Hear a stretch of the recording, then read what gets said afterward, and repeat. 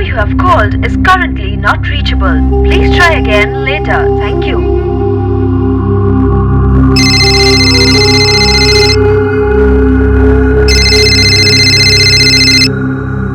हाँ अंकुश भैया, कैसे एग्जाम्स चल रहे हैं आपके?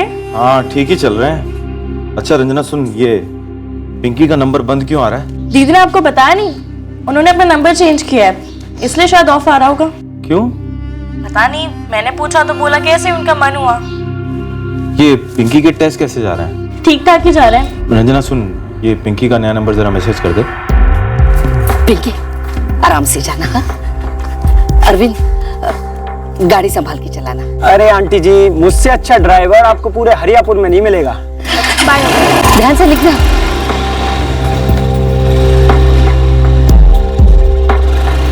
पापा बाय। पापा अरे पिंकी बेटा, bye bye, all the best.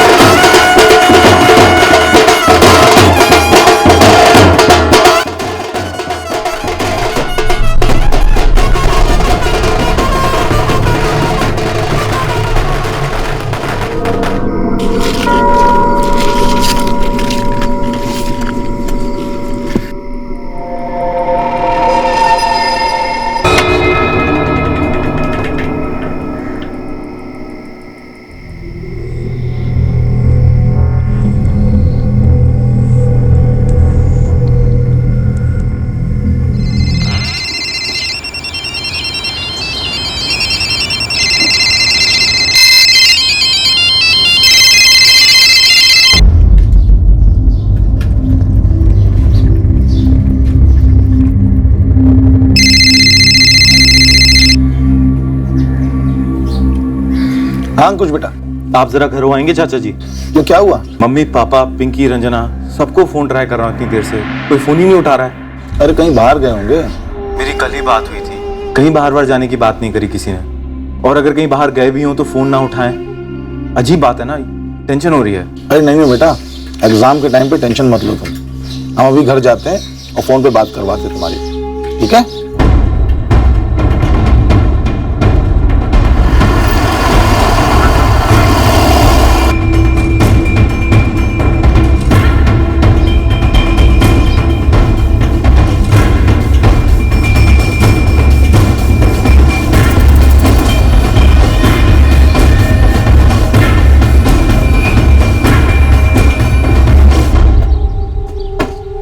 Sir अंदर अंदर है सर।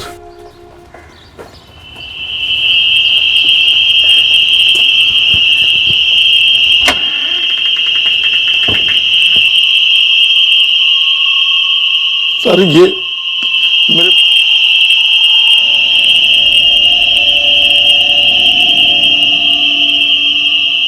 सर ये बड़ी बेटी इनकी।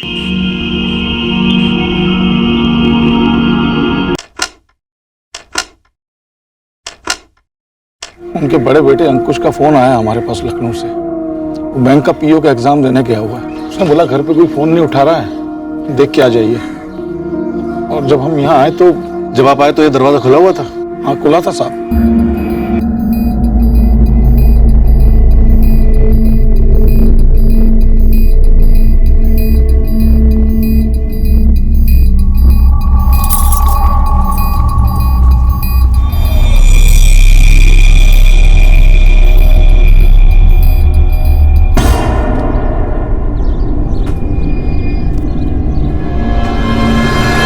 अंदर के कमरे का लॉकर खोला गया है, पर गहने पड़े हैं उसके अंदर। शायद कैश गायब हो। सर क्या गायब है क्या नहीं ये तो अंकुश ही बता सकता है। वो लखनऊ से यहाँ के लिए निकल गया है। ये जो पेट्रोल का कैन है ये इनके घर का ही है? मुझे पता नहीं साहब। तो चारों विक्टिम्स के मोबाइल फोन मिले, किसी के पास दूसरा फोन है तो पता नहीं। और कुछ? सर लगता है सेक्सुअल असॉल्ट हुआ है। दोनों लड़कियों पर? यस सर, दोनों लड़कियों पर। चारों को छुरे से मारा गया, शायद चिल्लाए होंगे। हमें तो कुछ भी सुनाई नहीं दिया, और वैसे भी हमारा घर इतना पास थोड़ी ना है सोहन जी के घर से। हम तो पंचम जी की आवाज सुनते दौड़े चले आए, पागलों की तरह चिल्ला रहे थे वो। मैडम मैं अरविंद कुशवाहा, हमारी अच्छी जान पहचान थी सोहन अंकल की फैमिली से। हम हरियापुर से नहीं, बगल के गांव सारंगढ़ से। ये मेरा फ्रेंड है गुड्डू। कल रात सारंगढ़ में हमारी एक दोस्त की बहन की शादी थी, हम वही थे। जैसे ही पता चला कि सोहन अंकल के घर हुआ ये कांड, हम तो दौड़े दौड़े आ पहुंचे। बहुत ही भयंकर अटैक हुआ है सर। बहुत ही अजीब बात है, आस पड़ोस में किसी ने कुछ नहीं सुना, तो क्या इन चारों पर एकदम से एक साथ अटैक हुआ होगा? नामुमकिन लग रहा है सर, और साथ में दोनों लड़कियों का शायद रेप हुआ है। नंबर 1, ना ही दोनों को बांधा गया है, और नंबर 2, ना ही दोनों के मुंह में कपड़ा ठूसा गया है। मतलब ऐसा कैसे हो सकता है कि आस पड़ोस में किसी ने कुछ भी नहीं सुना? सिर्फ किसी एक बंदे का काम नहीं लगता। घर में जबरदस्ती एंट्री के कोई निशान नहीं है, तो क्या ये लोग दरवाजा खटखटा कर अंदर दाखिल हुए होंगे? मुझे पेट्रोल की कैन खटक रही है, किस इंटेंशन से पेट्रोल लाया गया होगा? मर्डर और रेप करने के बाद क्या लाशों को जलाने का प्लान था, या फिर पूरे घर को फूंकने का प्लान था? और अगर ऐसा था तो प्लान अधूरा छोड़कर ये लोग क्यों भागे? इंस्पेक्टर, दोनों लड़कियों का रेप हुआ है, गैंग रेप। दोनों ने फाइट बैक की कोशिश की होगी, स्ट्रगल के निशान मिले हैं बॉडी पर। फिर तो बचाव के लिए दोनों लड़कियां चिल्लाई भी होंगी, लेकिन पड़ोस में ऐसा किसी ने कुछ नहीं सुना। अजीब बात है, दोनों लड़कियों के गैंगरेप के अलावा बार बार स्टैबिंग्स भी हुई है। बड़ी बहन पिंकी को 8 बार स्टैब किया गया है, छोटी बहन रंजना को 6 बार, मदर गायत्री को 9 बार, और फादर सोहन के बॉडी से 11 स्टैब वुंड्स मिले हैं। डॉक्टर कब हुआ ये? इन्हें यहां लाने के 8 से 9 घंटे पहले, मतलब रात 12:30 से 1 बजे के बीच में मर्डर्स हुए होंगे। हमें चारों विक्टिम्स के पेट में से अनडाइजेस्टेड फूड भी मिला है।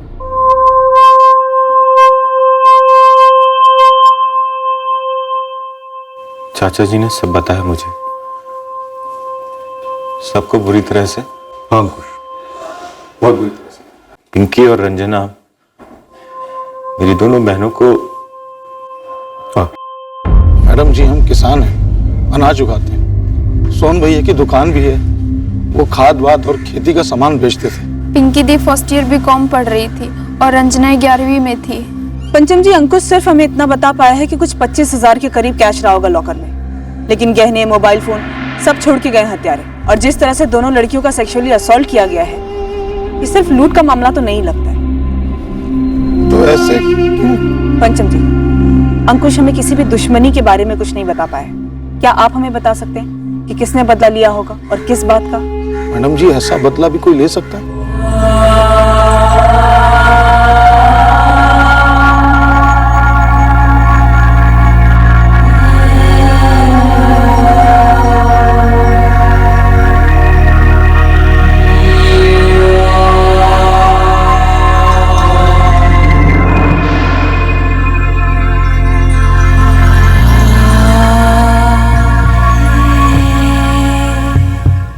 सर, अंकुश 4 दिन पहले 3 जून को लखनऊ गया था बैंक एग्जाम देने के लिए।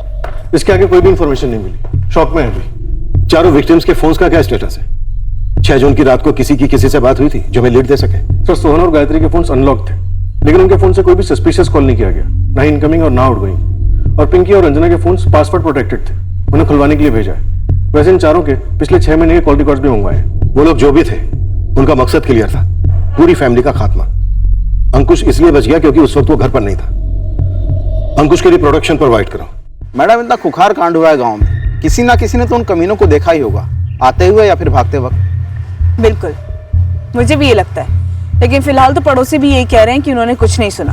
दाल में कुछ तो काला है मैडम। बिल्कुल, पर फिलहाल वो पेट्रोल कैन छोड़ के गए हैं। ये पेट्रोल आया कहाँ से, पता कर जाता है। मैडम, आप लोग सोच रहे हैं इस सोहन की कोई दुश्मनी रही होगी किसी से, तो वो तो पूरी फैमिली को साफ कर देते। लेकिन दोनों लड़कियों का गैंगरेप इस एंगल में फिट नहीं बैठता है। पेशेवर खूनी तो सिर्फ खून करते हैं। लेकिन ऐसा कोई पहली बार नहीं होगा कि पेशेवर खूनियों ने मौका देखा और अपने खुद के खून में बह रहे हवस को मिटाया हो। सुपारी मार्केट में पता कर, कौन थे ये वैशी?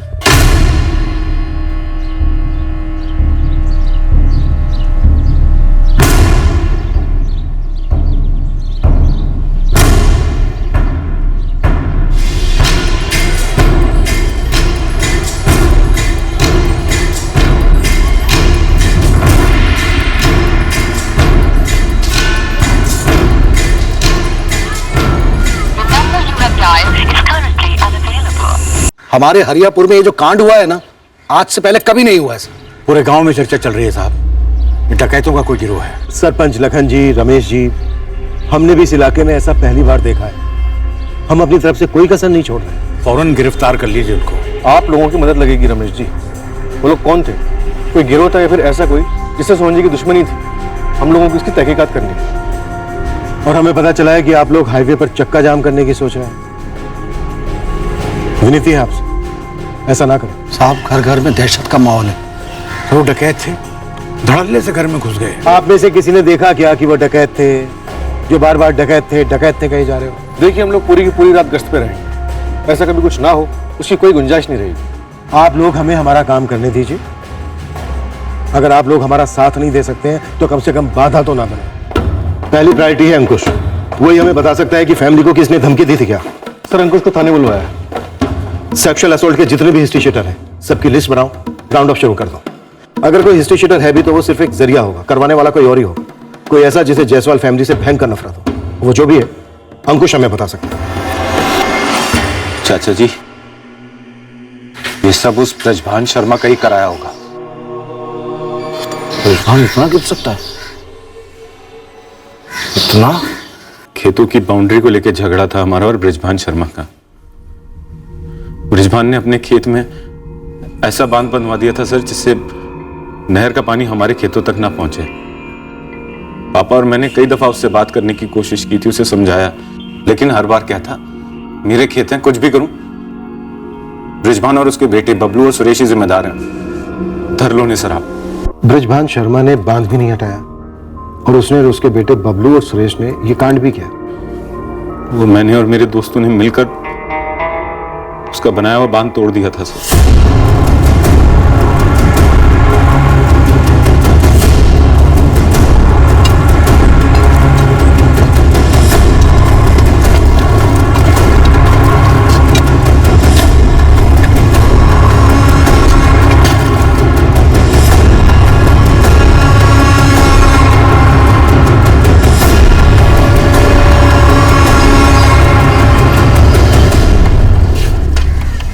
वो बांध नहीं था ब्रजभान जी, वो आप लोगों की बेईमानी का सबूत था, तो हाँ, वो हमने तोड़ दिया। अंकुश, सोहन, अरे बेईमानी तो वो थी जो तुम लोगों ने की, हड़प लिया हमारी जमीन का हिस्सा। रिजवान, वो मसला अब कोर्ट में है और कोर्ट ही उसका फैसला करेगा। लेकिन तुम लोग इस तरह पानी नहीं रोक सकते। क्यों नहीं रोक सकते? और इस मामले में आपको इतनी दिक्कत है, इसे भी कोर्ट में ले जाइए ना, और देखते हैं कोर्ट क्या फैसला करता है आप लोगों की इस हरकत के बारे में। साला रात को चोरों की भांति घुसकर बांध तोड़ा आप लोगों ने। रातों रात चोर की तरह बांध बांधे थे तुम लोग, वो चोरी नहीं थी हैं? अरे हमारे खेत में हम बांध बनाए या ताजमहल, तुम लोगों की औकात नहीं है मुंह खोलने की, समझे आप? अरे हमारी जमीन, हमारी खेती, हमारा पानी। अरे वाह रे वाह, हमारा पानी, पानी नहर का है और नहर सबकी है। हाँ तो नहर से खींच के निकाल लो ना पानी, रोका किसने आपको? अंकुश और सोहन, अगर आइंदा तुम लोगों ने हमारी जमीन में घुसकर ये ऐसी हरकत की तो हम बर्दाश्त नहीं करेंगे, कह देते हैं। ब्रजभान जी, आप ऐसी बचकानी बातें क्यों कर रहे हैं? नहर में पानी नदी से आता है और नदी में पानी बारिश से भरता है। अब बारिश का हिसाब किताब करेंगे, हिस्से बनाएंगे आप, कल को बादल का भी बंटवारा करेंगे। जो है सबका है। और रही बात जमीन की, तो वो सालों पुराना मसला कोर्ट में चल रहा है ना? उसे पानी के साथ जोड़ना कहाँ की अकल है जी? क्या हमें अकल कम है? ये तुम्हारी पिद्दी सी बिटिया हमें अकल बांटेगी? बे अंकुश, तू ग्रेजुएट क्या हो गया, जिले का डीसी नहीं बन गया, समझे? बांध बांधने में जितने पैसे लगे थे हमारे, सारे के सारे पैसे वापस करोगे आप लोग, वरना भूलना मत, जिस तरह से चोरों की तरह घुसकर तुमने हमारा बांध तोड़ा था ना, वैसे ही चोरों की तरह घुसकर हम भी बहुत कुछ कर सकते हैं तुम्हारे साथ।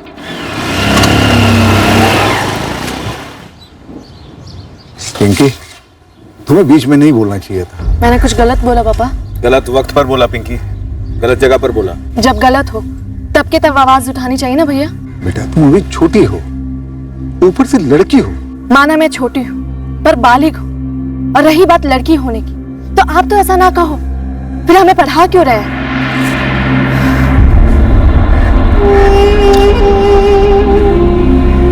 बांध तो दोबारा नहीं बनाया उन लोगों ने, लेकिन धमकी जरूर दी थी।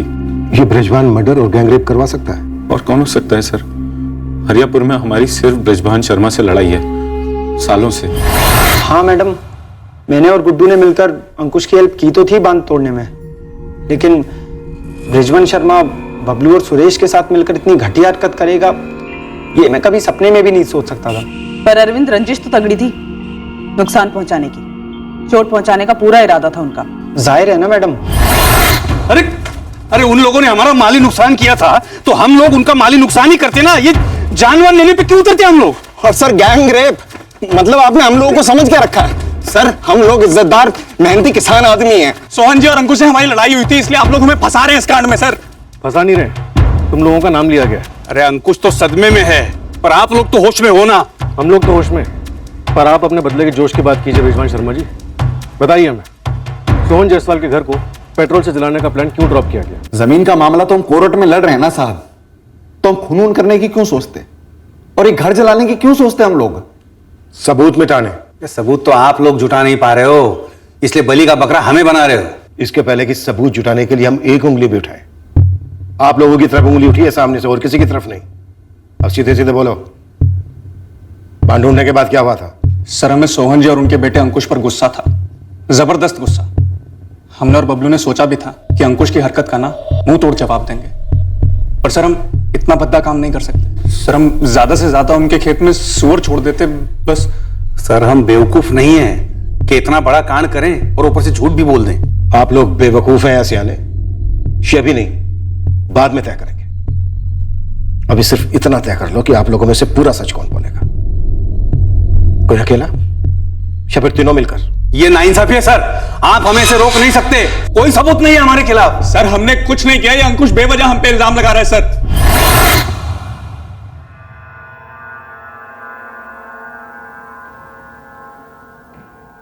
सर पूरे गांव को बृजवान शर्मा परिवार और जायसवाल परिवार दोनों के झगड़े के बारे में मालूम था।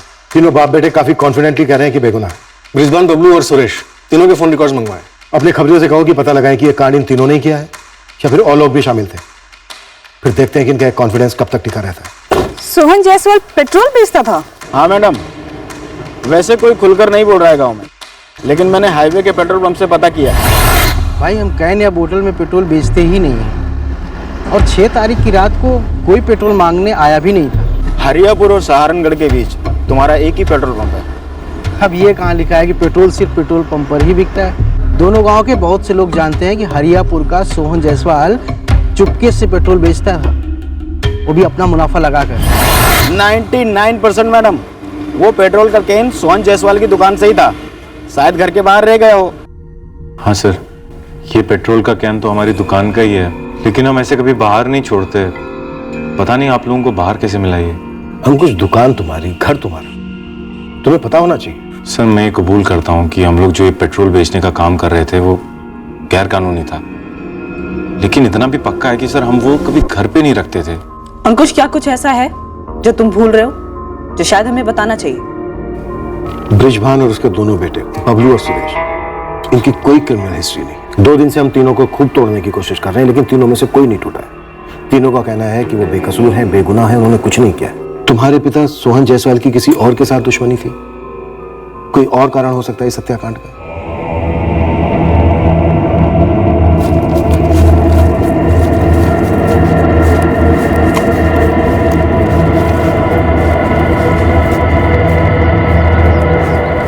राम राम समझ भैया। हमारी डकैतों की बिरादरी हंसती। मर्डर और गैंग रेप में हंसने जैसा क्या समझ भैया? दुनिया डकैतों के बारे में चाहे कुछ भी समझे, लेकिन डकैतों के भी अपने कुछ उसूल होते हैं। हमारे हाथ जनानियों की तरफ सिर्फ जेवर लूटने के लिए बढ़ते हैं, इज्जत नहीं। जेवर तो लूटे नहीं गए सोहन जायसवाल के घर से। वही तो, अगर डकैत होता तो इतनी पिद्दी सा रोकड़ा लेकर गायब नहीं होता। और तो और, अगर धावा बोलना ही होता तो पड़ोस के सहारनगढ़ पर बोलते, जहां उसी रात शादी हो रही थी। इलाके के छोटे बड़े सभी हिस्ट्री शीटर्स की हाथ धोकर पूछताछ हुई, पर हाथ लगा कुछ नहीं। दूसरी ओर पिंकी जायसवाल के फोन रिकॉर्ड्स बड़े अजीब निकले, पर बड़े काम के साबित हुए। पायल, ये पिंकी जायसवाल, बड़ी बेटी, इसके कॉल रिकॉर्ड सिर्फ 2 ही दिन के, 5 और 6 जून। इनफैक्ट 5 तारीख को इसका नंबर एक्टिवेट हुआ था। सर पिंकी के पास कोई दूसरा नंबर ना हो ऐसा हो नहीं सकता। शायद पिंकी के पास और कोई नंबर हो। इसके फोन में सिर्फ यही एक सिम था और 6 जून की रात 11:15 बजे इसे लास्ट कॉल अरविंद कुशवाहा का है।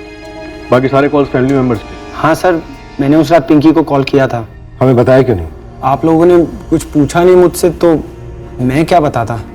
हमने तो तुझसे ये भी नहीं पूछा था कि तू सुबह कहाँ से आया था। तूने हमें खुद बताया था कि तू सहारनगढ़ में अपने दोस्त की बहन की शादी से आया था, ये खबर सुनकर। अरे मैडम, वो तो आपके सवाल का जवाब था। आप लोगों ने ही तो पूछा था ना कि किसी को देखा या कुछ सुना, तो तभी मैं बोला कि हम सारंगगढ़ से, हरियापुर से नहीं। और तभी बस बातों बातों में शादी वाली बात निकल गई। तेरे पिंकी से रात 12:15 को क्या बात हुई थी? सर, उसका पिकअप टाइम फिक्स कर रहा था सर। कैसा पिकअप टाइम? सर, पिंकी के टेस्ट चल रहे थे ना, तो मैं उसे कोचिंग सेंटर छोड़ने जाता था। बस वही जानने के लिए फ़ोन किया था सर। पिंकी, कल कितने बजे आऊँ? नहीं यार, तू तो शादी के काम से रात भर थका रहेगा। कहीं नींद में बाइक ठोक वोक दी तो? मुझे टेस्ट से पहले मरना नहीं है। ऐसे मरने वरने की बातें मत किया कर। अच्छा, मैं रोज की तरह 7:30 बजे आऊँ? नहीं सीरियसली, मैं चली जाऊंगी बस या ऑटो से। उसके बाद मैं रात भर शादी के कामों में लगा रहा। सुबह विदाई की तैयारियां चल रही थी जब ये बैड न्यूज़ आई। जून के महीने में कौन से टेस्ट चलते हैं? कॉलेज तो अभी शुरू हुए हैं ना। पिंकी के यूपीएससी के सपने थे, तो उसी की कोचिंग क्लासेस जाती थी। सर, उनके टेस्ट होते हैं टाइम टू टाइम। तो इस कोचिंग क्लास के टेस्ट के लिए तू छोड़ने जाता था डेली?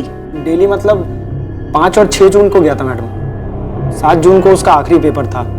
3 जून को स्टार्ट हुए थे सर, तभी अंकुश छोड़ने गया था। उसके बाद वो अपने बैंक के एग्जाम के लिए बाहर चला गया, तो जाते जाते मुझे बोलकर गया था ड्रॉप करने के लिए सर। पिंकी अपने कॉलेज खुद जाती थी? हाँ। क्लासेस में खुद जाती थी? जी सर। तो फिर टेस्ट के लिए ड्रॉप क्यों? कोचिंग क्लास वालों ने टेस्ट काफ़ी सवेरे रखा था, तभी काफ़ी सुनसान होता है सर।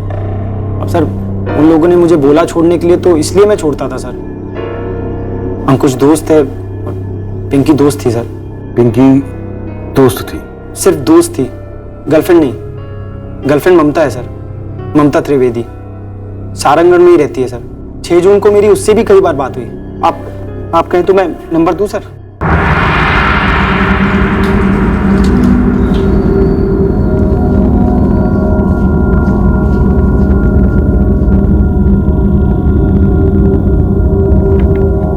जी सर, जब मैं लखनऊ में था तब उसने ये नया सिम खरीदा था। पिंकी का इससे पहले का नंबर? वो नंबर उसने यूज करना बंद कर दिया था। क्यों? मुझे नहीं पता सर, मुझे खुद बड़ा अजीब लगा था ये। मैंने रंजना को फोन किया था और उससे नंबर लिया था और फिर उसको कॉल किया। हाँ भैया, मेरे टेस्ट ठीक जा रहे हैं और अच्छे हो सकते थे। आपके एग्जाम कैसे जा रहे हैं? हाँ, मेरे भी अच्छे जा रहे हैं। अच्छा पिंकी सुन, ये नंबर क्यों बदला तूने? उस नंबर में कुछ प्रॉब्लम थी भैया। नंबर में क्या प्रॉब्लम हो सकती है? मुझे नहीं पता भैया, नेटवर्क में भी प्रॉब्लम थी। अच्छा भैया सुन लो ना, मैं आपको 2 बुक्स के नाम मैसेज कर रही हूँ। अगर आपको सेकंड हैंड मिले तो लखनऊ से आते वक्त लेते आएगा। मुझे लगा पिंकी ने नंबर वाली बात टाल दी थी। सोचा घर जाकर डिटेल में बात करूंगा, लेकिन जब आया तब। तुम्हें पिंकी का पहले का नंबर हमें बहुत पहले दे देना चाहिए था। और एक बात, पिंकी को अरविंद ड्रॉप करता था उसी क्लासेस के टेस्ट के लिए। ये बात तुम्हें और तुम्हारे पापा को पता थी? हाँ सर। क्यों? मैं तो पूछ रहा हूँ, क्यों? अरविंद ही क्यों? क्योंकि सर हम साथ बड़े हुए हैं, एक दूसरे के कामों में मदद करते हैं। कोई बात है क्या सर? बात यह है कि 6 जून की रात 11:15 बजे अरविंद ने पिंकी को लास्ट कॉल किया था। उसके बाद कोई कॉल नहीं आया। हाँ तो सर? तो कुछ नहीं, बस ये हुआ था। अरविंद का कहना है कि उसने पिंकी को इसलिए फोन किया था ताकि वो पता कर सके कि सुबह उसे कितने बजे पिकअप करना है। हाँ तो उसी लिए किया होगा सर। शायद। पिंकी का पहले वाला नंबर दो। हाँ मैम, अंकुश जायसवाल को जानता हूँ मैं, पर अरविंद जितना करीब नहीं हूँ। उस दिन सुबह की खबर सुनकर तो हम सबके होश ही उड़ गए थे। अब आप ही सोचिए, इधर हम हमारी बेटी को विदा कर रहे हैं, उधर बाजू वाले गांव में। दिलीप, अरविंद तुम्हारी बहन अमिता की शादी में मौजूद था रात को 12 बजे के बाद? हाँ मैम, बिल्कुल था, पूरी रात था। भरत जी, सोहन जायसवाल के परिवार को आपने शादी का न्योता नहीं दिया? जी वो हमारी उनसे कुछ खास पहचान नहीं थी, बस ये बच्चे एक दूसरे को जानते थे। और फिर गांव भी तो अलग पड़ता है ना, हम सहारनगढ़ के और वो हरियापुर के। नहीं मैम, नहीं, बिल्कुल नहीं। अरविंद और पिंकी का कोई चक्कर नहीं था। अरविंद की तो गर्लफ्रेंड है ममता, हमारे गांव की है।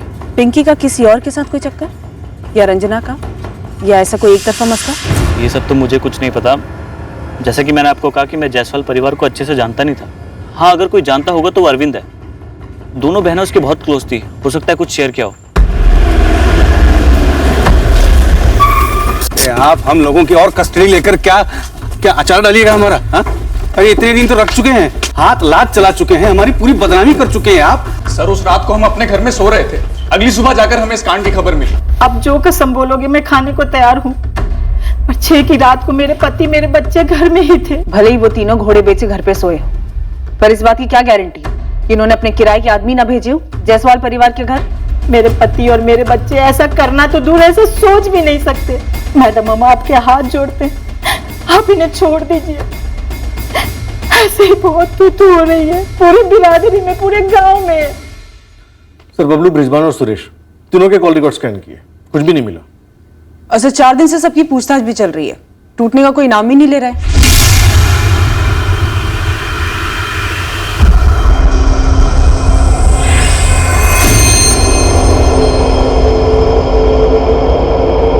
सर, और बारीकी से भी अगर कॉल लोकेशन ट्रैक करें तो भी बेमतलब है। दोनों परिवार, जायसवाल और शर्मा, दोनों एक ही टावर की रेंज में।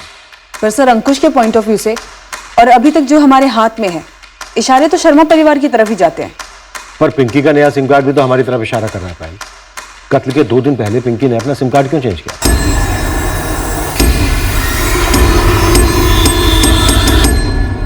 क्या इस नए सिम कार्ड का मर्डर और गैंगरेप कांड से कोई ताल्लुक है? सर, फोन कंपनी से बात हुई, पिंकी के पुराने नंबर के कॉल रिकॉर्ड्स कल सुबह 11 बजे से पहले हमारे टेबल पर होंगे।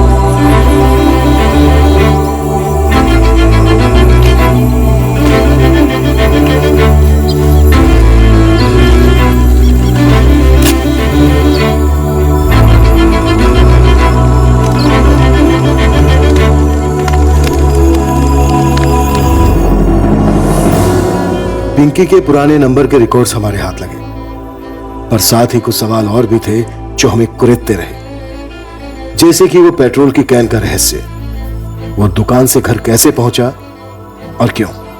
पर अंकुश हमें उस बारे में कोई भी सुराग नहीं दे पाया। पायल, अगर हम क्राइम सीन की स्टडी करें और क्राइम रिक्रिएट करें तो शुरुआत यहां मेन दरवाजे से हुई होगी। एक नहीं, एक से ज्यादा लोग दरवाजे पर आए होंगे और दरवाजे पर दस्तक दी होगी। और सर, दरवाजा पिंकी या रंजना, इन दोनों में से किसी एक ने खोला होगा, क्योंकि माँ बाप की लाश तो अंदर बेडरूम में थी, बेड के ऊपर। तब शायद वो सो रहे होंगे। वो जो भी थे, जितने भी थे, दरवाजा खोलने वाले को उस वक्त ये कतई मालूम नहीं था कि उनका असल मकसद क्या है, जो था पूरी फैमिली का खात्मा और दोनों बहनों के साथ गैंगरेप। यस सर, वो जो भी थे, जितने भी थे, उनमें से कम किसी एक को पिंकी या रंजना, इन दोनों में से कोई एक तो जरूर जानता होगा, वरना उनके लिए दरवाजा अंदर से नहीं खोला गया होता। पायल, ये भी तो हो सकता है कि पिंकी या रंजना का बॉयफ्रेंड था, पेरेंट्स उसके खिलाफ थे और इस कत्लेआम की प्लानिंग में ये लड़की भी शामिल थी, लेकिन ऐन मौके पर खुद भी शिकार हुई। मुंबई और बेंगलोर में भी इतने खुले ख्यालात के पेरेंट्स नहीं मिलेंगे सर, जितने कि हमारे मम्मी पापा थे। हम तीनों में से किसी का भी कोई अफेयर होता तो वो कभी मना नहीं करते, या हमारा कुछ भी चल रहा होता तो हम सबसे पहले घर पर ही बताते थे। इतनी रात को पेट्रोल लेने कौन आया होगा दुकान बंद होने के बाद? ऐसे तो कोई नहीं आता था सर, लेकिन शायद हो सकता है किसी ने पापा को पहले से बोल के रखा हो कि रात में पेट्रोल लेने आएंगे, और इसीलिए पापा ने वो कैन अंदर रखा हो। और फिर उसके बाद पता नहीं क्या हुआ सर, क्यों हुआ। मेरा बैंक का एग्जाम भी उसी दौरान क्यों था। काश मैं यहां पर होता, कुछ करने, सबको बचाने। हाँ शिवा, बोल। एसके कॉलेज मैडम, जहाँ पिंकी जायसवाल पढ़ती थी, वहाँ से एक तगड़ी खबर है। बोल जल्दी। स्टूडेंट से बात हो रही थी, उनकी एक फ्रेंड सरिता ने बताया कि पिंकी और उसकी छोटी बहन रंजना दोनों को कॉलेज के रास्ते में कोई परेशान करता था, पीछा भी करता था और छेड़ता भी था। कौन था वो? मुझे ही बोलते, मैं ही खुद दुपट्टा चाहिए? ये ले ले ले दुपट्टा। आ रंजना।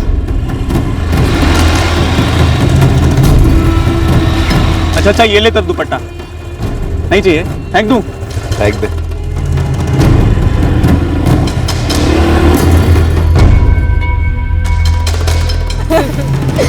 क्या ही लो? कुछ नहीं, बहुत धूप है। मैंने तो देखा ही नहीं उसके बाद।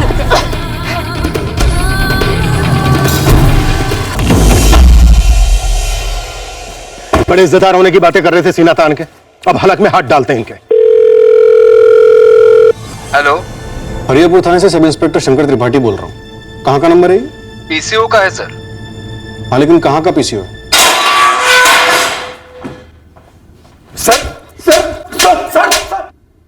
बीच सड़क पर पिंकी और उसकी छोटी बहन रंजना को छेड़ना, पीछा करना, स्टॉकिंग करना, उसके बाद दोनों बहनों के साथ गैंग रेप और फिर मर्डर। नहीं सर, हम खुद बताने वाले थे आपको इस बारे में। सर हम बस बदला लेने के लिए छेड़ रहे थे, बाकी रेप और मर्डर हमने नहीं किया सर। जो दुपट्टा खींच सकता है वो रेप भी कर सकता है। नहीं सर, हमें उन लोगों पर गुस्सा था तो बस थोड़ी बेइज्जती करना चाहते थे उनकी सर। इस प्लान में कौन कौन शामिल था तुम्हारे साथ? तुम्हारा बाप? अगर मुझे जरा सी भी भनक होती कि मेरे बेटों ने ऐसा कुछ किया है तो कसम है कुल देवता की, मैं दोनों को भरे बाजार में पट्टे से पीटता।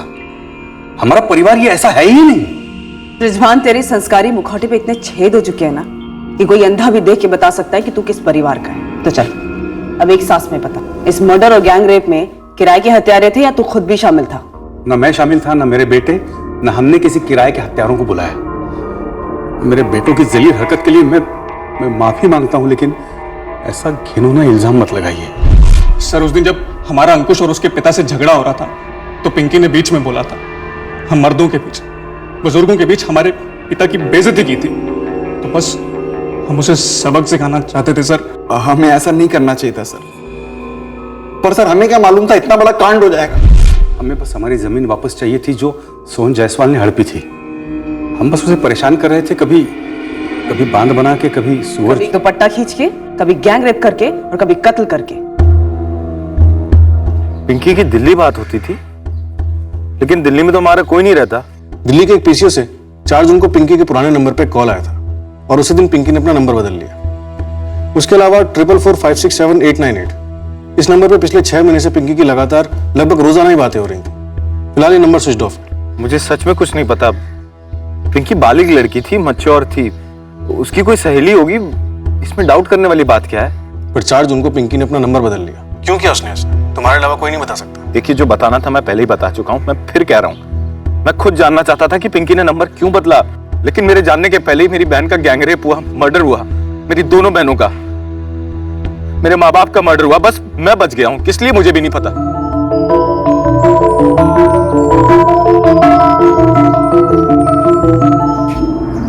सब रिजवान बार बार एक ही बात बोल रहा है कि वो इन सब में शामिल नहीं है।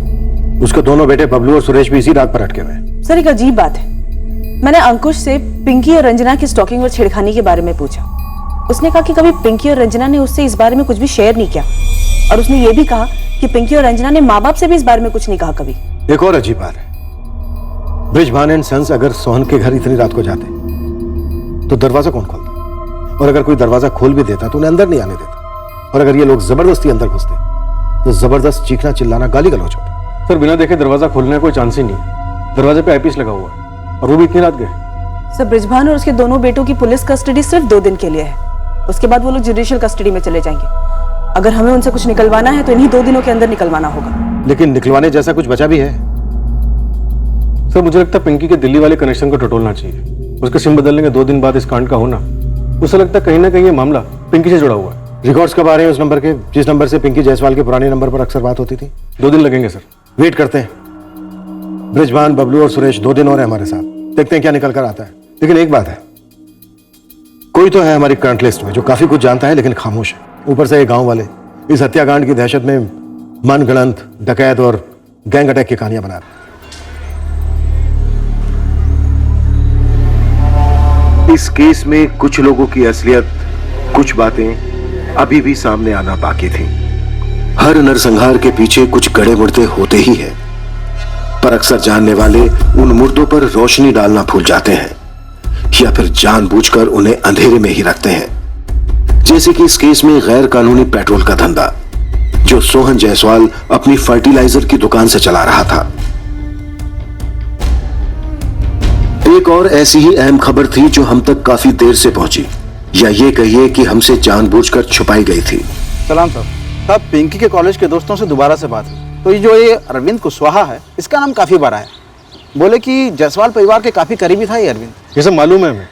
उसी ने पिंकी को आखिरी कॉल किया था कत्ल वाली रात को। सर, इस अरविंद के दोस्त हैं दो, एक दिलीप जिसकी बहन अमिता की शादी थी उस रात, और दूसरा गुड्डू जो उस रात उन दोनों के साथ था। तो सर मैंने इन दोनों से थोड़ी गप लड़ाई, और तो सर काफी चाबी भरने के बाद ये गुड्डू बोला कि अरविंद को पिंकी के बारे में कुछ पता है जो उसने आपको नहीं बताया। देख, अब ये मत बोलना, उसे नहीं मालूम वो क्या था। सर वही बोलने वाला था, लेकिन सर एक और बात है, पूरा जायसवाल परिवार साफ हो गया, सिर्फ ये अंकुश बच गया। अंकुश का कोई हाथ हो सकता है? अब बैंक की नौकरी इतनी आसानी से तो मिलती नहीं है सर जी। अब दुकान और खेती की पूरी कमाई सिर्फ अंकुश को ही मिलेगी। मर्डर तक समझ सकता हूँ, लेकिन क्या वो अपनी दोनों छोटी बहनों का गैंगरेप करवाएगा? सर प्लानिंग शायद सिर्फ मर्डर की ही थी, लेकिन हो सकता है करने वालों में से किसी ने ऑन द स्पॉट ये फैसला कर लिया हो कि इन दोनों को तो मारना है ही, क्यों ना पहले अपनी हवस की प्यास बुझा ली जाए। मेरी मानो तो आप अंकुश के दोस्त अरविंद को उठा लो। हो सकता है जैसे इसने पिंकी के बारे में आपसे कोई बात छुपाई, वैसे ही ये अंकुश का भी कोई राज जानता हो जो आपसे छुपा रहा हो। कोई चिड़िया हमें बता गई कि 6 जून को 11:45 पर पिंकी को जो कॉल आया था अरविंद से, वो पिकअप टाइमिंग को लेकर नहीं था। चिड़िया ये भी बता रही थी कि जायसवाल परिवार की सफाई की प्लानिंग कुछ इस तरह से की गई थी कि अंकुश बच निकले। वो चिड़िया ये भी बोल रही थी कि वो जानती है कि तू जानता था कि सोहन जायसवाल गैर कानूनी तरीके से पेट्रोल बेचते थे, लेकिन ये बात तूने बतानी जरूरी नहीं समझी, जबकि तुझे पता था कि उनके घर के बाहर से पेट्रोल की कैन मिली थी।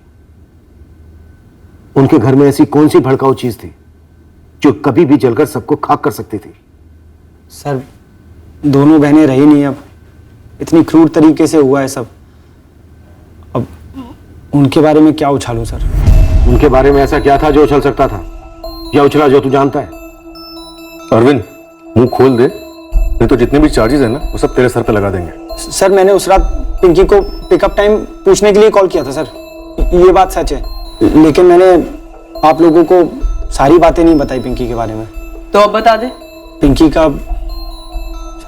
बोल सर, पिंकी का दिनेश उपाध्याय के साथ चल रहा था सर। ये दिनेश उपाध्याय कौन है? किसी को नहीं मालूम था ये कहाँ से आया हरियापुर में। कोई कानपुर कहता है, कोई इलाहाबाद। हरियापुर में क्या करता है ये दिनेश उपाध्याय? ये सर स्कीम्स बेचता था। पिंकी भी उसके साथ पार्ट टाइम जॉब करती थी सर। स्कीम का नाम? MR के लोकित बम्पर योजना सर।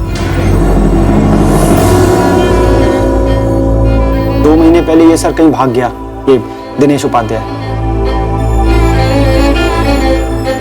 बम्पर योजना चलाने वाला कहीं भाग गया? क्यों?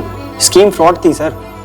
अब पिंकी ने कभी डिटेल्स तो बताई नहीं मुझे, लेकिन पर वो बोली थी मुझे कि वो इसमें फंस गई है।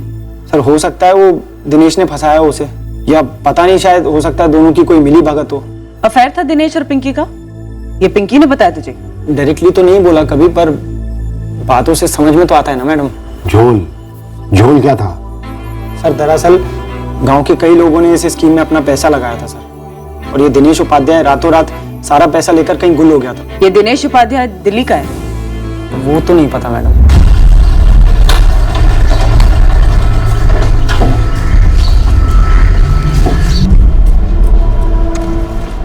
तुम्हारी बहन दिनेश उपाध्याय नाम के फ्रॉड के पास पार्ट टाइम जॉब कर रही थी, और वो आदमी कई लोगों के पैसे लेके फुर हो गया, और तुम कह रहे हो तुम्हें ठीक से मालूम ही नहीं? सर पिंकी ने कभी मुझे ठीक से कुछ बताया ही नहीं था। तुम्हारे पापा गैर कानूनी तरीके से पेट्रोल बेचते थे, ये बात तो तुमको ठीक से पता थी ना? और तुम हमसे क्या पूछ रहे थे? घर के बाहर पेट्रोल का कैन कहां से आया? सर यकीन मानिए मुझे सच में नहीं पता था वो कैन वहां पर कैसे आ गया, अब भी नहीं पता है। और रही बात ये पेट्रोल वाले बिजनेस की, तो बस बताने से रह गई थी।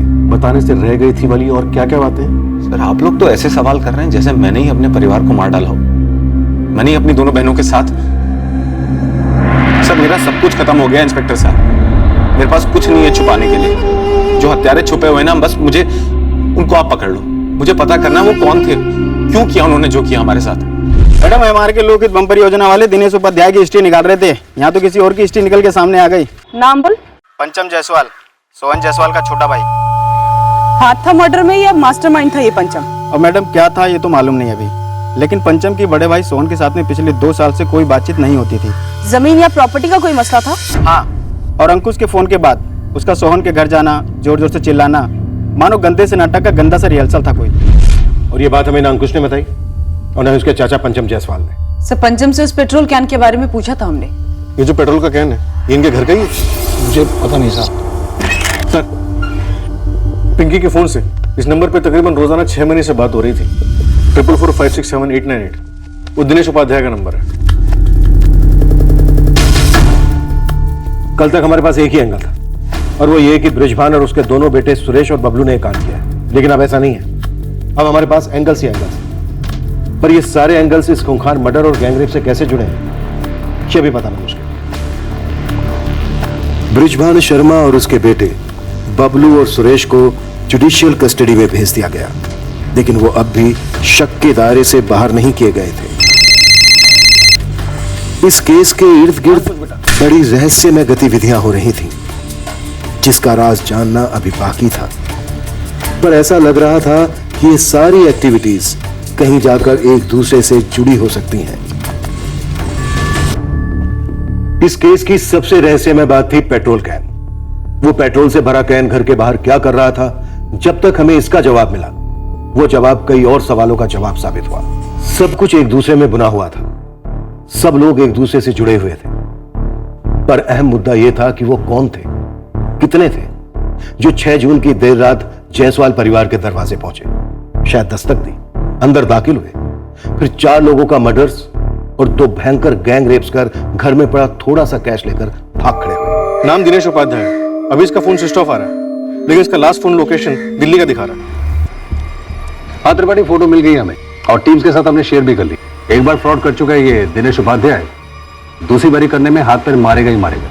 ये हरियापुर वाला फ्रॉड इसका पहला नहीं था। हमें पता चला यूपी के 4-6 गांव में ये कोई स्कीम चला रहा था। पूरे साल लोगों को ठगता था और उसके बाद यूपी के बाहर के अंडरग्राउंड हो जाता था, जैसे कि अभी। मतलब काफी चिकना चुपड़ा सांप है ये, और शायद जहरीला भी।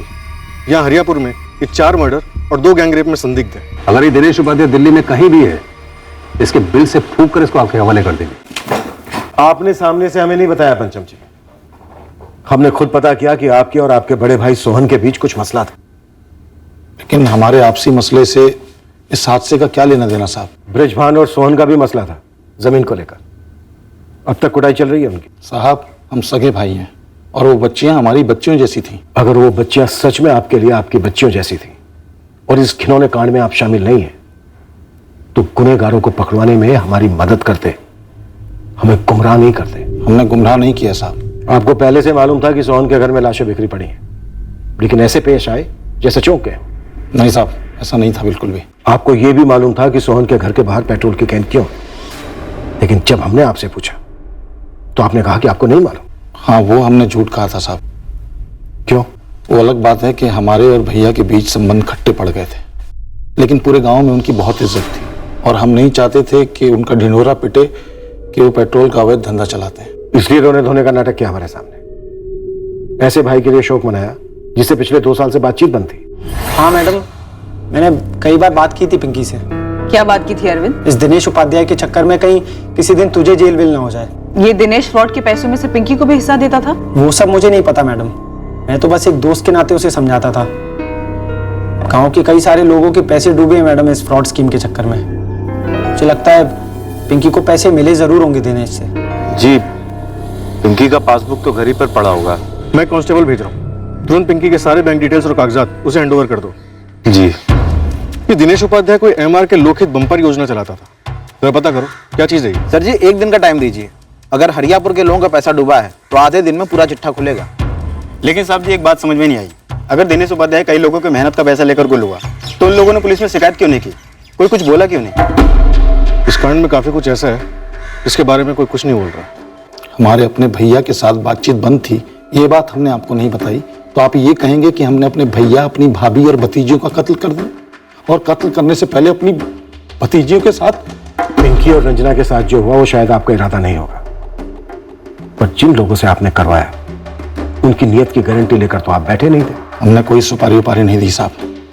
हाँ, हम भैया से नाराज जरूर थे, क्योंकि उन्होंने हमारे साथ भाई जैसा नहीं बल्कि दुश्मन की तरह व्यवहार किया था। ये क्या किया ननकू? मकान बेच दिया? अरे हमारी बात चल रही थी ना भाई। आप और सोहन भैया किसी नतीजे पे आए ही नहीं और मेरठ में मेरी नौकरी लग गई। 4 दिन में रिपोर्टिंग भी करना है। तो मैंने बस बेच दिया घर।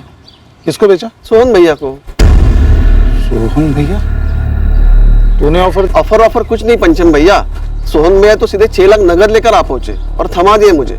बोले कि अंकुश के लिए सही रहेगा ये घर, उनके घर के पास ही पड़ता है, इसके लिए मैंने हाँ कर दी।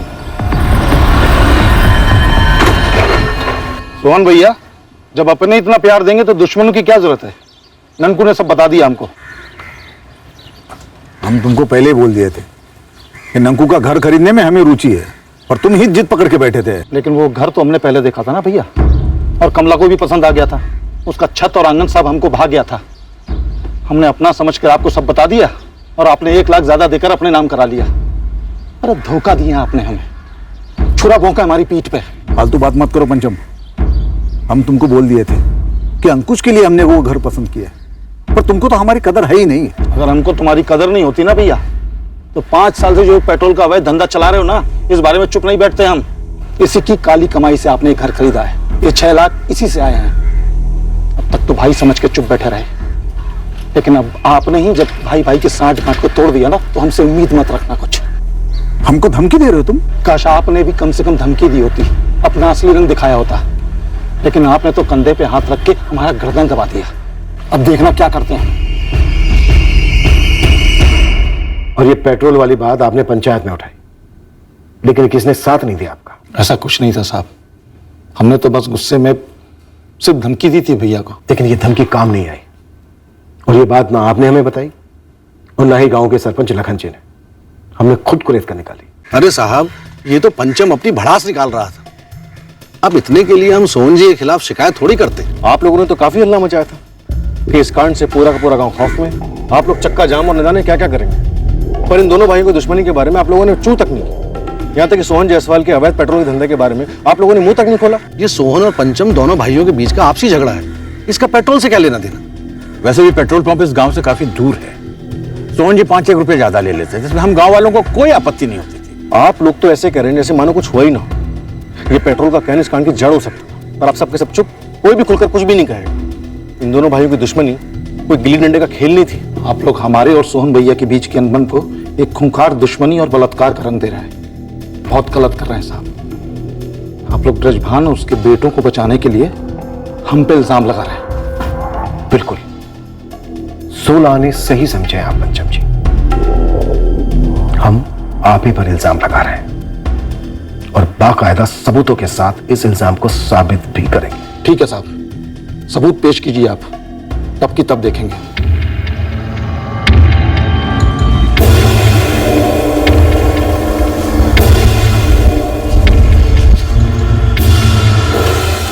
पंचम जायसवाल के फोन रिकॉर्ड से भले ही कुछ ना निकले, लेकिन इसके रिकॉर्ड्स निकलवाओ। जी सर। अगर ब्रिजभान जमीन के मसले को लेकर ऐसा कुछ कर सकता है, तो पंचम भी मकान के मसले को लेकर ऐसा कर सकता है। सगा भाई ऐसा कांड नहीं करवा सकता, ऐसा कहीं लिखित तो है नहीं। Right sir.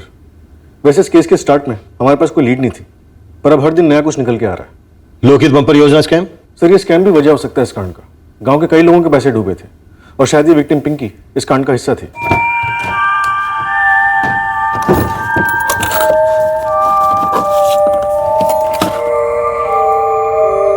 मिल गई पिंकी की पासबुक।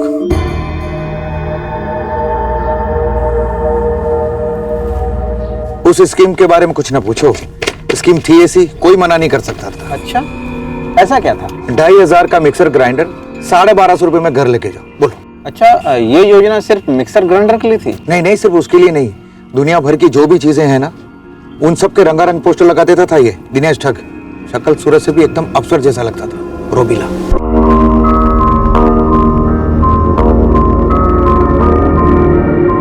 किशन चाचा, ये सारी चीजें बेच रहे हैं हम, और ये रेट्स यहीं के लिखे गए हैं। आपको जो भी चाहिए बस आधे पैसे दीजिए, और जब माल 9 महीने बाद डिलीवरी करेंगे तो आपको 1 पैसा ज्यादा नहीं देना होगा। इसका मतलब इसमें से जो भी चीज ले सब आधे दाम में मिलेगी? और हाँ किशन चाचा, सब कुछ कायदे से होगा। आपको फॉर्म की कॉपी मिलेगी, रसीद वसीद और आधे दाम का वादा भी। तो बस आधा दाम दीजिए और आपसे 1 रुपया ज्यादा नहीं मांगा जाएगा। देखो पिंकी बिटिया, तुम तो पढ़ी लिखी हो, तुम बोल रही हो तो हम विश्वास कर रहे हैं। ये देखिए चाचा, हमने आपके लिए सही चीज चुनी है ना। ये लो बिटिया। किसी गांव वाले को एक सुई तक तो दिलाई नहीं साले ने, तो मेरा किराया क्या देता? एक हफ्ते तक रोज जाकर मैं पिंकी से पूछता रहा कि दिनेश का बच्चा गया कहाँ। वो छोटा सा मुंह बनाकर बोलती पता नहीं। फिर ताला तोड़ा? जब किस्मत टूटी हो तो ताला क्या चीज है? पूरा सामान लेकर छू, सिवाय इस बोर्ड के। रद्दी वाले को बोला भैया और इसको लेके जा, आंखों में चुपता है ये, और वो अभी तक आया भी नहीं। दीवान जी, एक दो लोगों तो समझे, ये दिनेश उपाध्याय तो पूरे गांव को चूना लगा कर गया है। ये आधे दाम का जो लॉलीपॉप देकर गया, किसी को शक नहीं हुआ? किसी ने कुछ पूछा नहीं दिनेश से? भैया कोई दिनेश बाबू को नाराज नहीं करना चाहता था, सभी ने लालच में आकर कुछ न कुछ खरीदा था। आप भी 800 की इलेक्ट्रिक इस्त्री 400 में दे गई, छोटा सा करंट का झटका मुझे। लेकिन वो जयलाल शुक्ला को तो हजारों वोल्ट का करारा झटका लगा। शॉक। क्यों, कोई फ्रिज वगैरह खरीदा था क्या? खेत का मोटर पंप, बेटे के लिए मोटरसाइकिल, लगभग 70-80 हजार रुपए दे चुका है उस ठग दिनेश को, और अब भी रोज आकर दुकान के चक्कर लगा के जाता है। उम्मीद में बैठा है कि शायद दुकान खुलेगी फिर से। बावला हो गया है। मैनेजर साहब, पिंकी दिनेश उपाध्याय नाम के फ्रॉड के पास काम कर रही थी, जो 2 महीने पहले कई लोगों को चीट करके भाग गया। आप जरा पिंकी के अकाउंट में देख के बताएंगे कि दिनेश ने कोई रकम पिंकी के अकाउंट में ट्रांसफर की हो, या फिर पिंकी के अकाउंट से किसी अज्ञात अकाउंट में कोई बड़ी रकम ट्रांसफर हुई हो। आप पहले ये बताइए कि आपको किसने कहा कि पिंकी और उस फ्रॉड दिनेश उपाध्याय के बीच था या नहीं था फेयर? आप पहले ये बताइए, आपको बताया किसने? अरविंद, तुम्हारा दोस्त, पिंकी का दोस्त, तुम्हारी फैमिली का दोस्त। आप झूठ बोल रहे हैं। अगर ऐसा कुछ होता तो वो सबसे पहले मुझे बताता। पिंकी ने तुम्हें बताया था कि उसने कत्ल से 2 दिन पहले अपना नंबर क्यों चेंज किया? नहीं, बोल चुका हूं आपको। बोल चुके हो। अब जो मैं बोल रहा हूं वो सुनो। हमें लगता है पिंकी या तो दिनेश को अवॉइड कर रही थी या फिर गांव वालों को, इसलिए उसने अपना नंबर चेंज किया। नंबर चेंज करके कोई गांव वालों को कैसे अवॉइड कर सकता है भला? और वो दिनेश को क्यों अवॉइड करेगी सर? क्योंकि शायद जैसे गांव वालों का पैसा दिनेश के पास अटका था, ऐसे ही दिनेश का पैसा पिंकी के पास अटका हो। झूठ, सब झूठ है ये। तुम्हारे घर के 4 लोगों का मर्डर हुआ है, तुम्हारी दोनों बहनों के साथ गैंग रेप हुआ है, ये झूठ नहीं है। और ये भी झूठ नहीं है कि ब्रजभान और तुम्हारे अपने चाचा पंचम के साथ तुम्हारी फैमिली की दुश्मनी थी। ये भी झूठ नहीं है कि तुम्हारे पिता पेट्रोल का अवैध धंधा करते थे। ये भी झूठ नहीं है कि गांव वालों ने दिनेश की फ्रॉड स्कीम में पैसा सिर्फ और सिर्फ तुम्हारी बहन पिंकी के भरोसे लगाया था, और अब गांव वाले इस नुकसान का जिम्मेदार तुम्हारी बहन पिंकी को मान रहे थे। छोटी छोटी रकम भी मिलाओ तो 8-10 लाख कहीं नहीं गए। सर, एक जयलाल शुक्ला मिला था, मैक्सिमम उसका नुकसान हुआ है कुछ 80 हजार का। काफी परेशान लग रहा था। तो क्या सर कुछ ऐसी नाराज गांव वालों ने मिलकर बदला तो नहीं लिया पिंकी से और पूरे परिवार वालों से? और फिर पंचायत खौफ, ड्रामा और चक्का जाम की धमकी देकर ध्यान बटा रही हो। सर, आप जैसा कह रहे हैं उसके हिसाब से गांव का वो हर बंदा राडार में लाना होगा जिसको दिनेश ने चूना लगाया हो, और शायद पिंकी ने भी। लेकिन सर, पिंकी के बैंक अकाउंट में कोई भी अनयूजुअल रकम ना डिपॉजिट हुई और ना ही किसी दूसरे अकाउंट में कोई ट्रांसफर। त्रिपाठी, लगभग सारे ट्रांजैक्शन कैश में हुए। हो सकता है सारी रकम पिंकी के पास कलेक्ट हुई और पिंकी ने ये रकम दिनेश को ना दी। गुस्से में आकर दिनेश ने अपने आदमी भेजकर ये सब करवा दिया।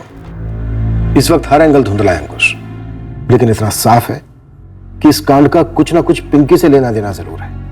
मेरी समझ में नहीं आ रहा है सर, ये सब मेरी पीठ पीछे हुआ जब मैं यहां नहीं था। ये बात भी उसी धुंध में फंसी है अंकुश।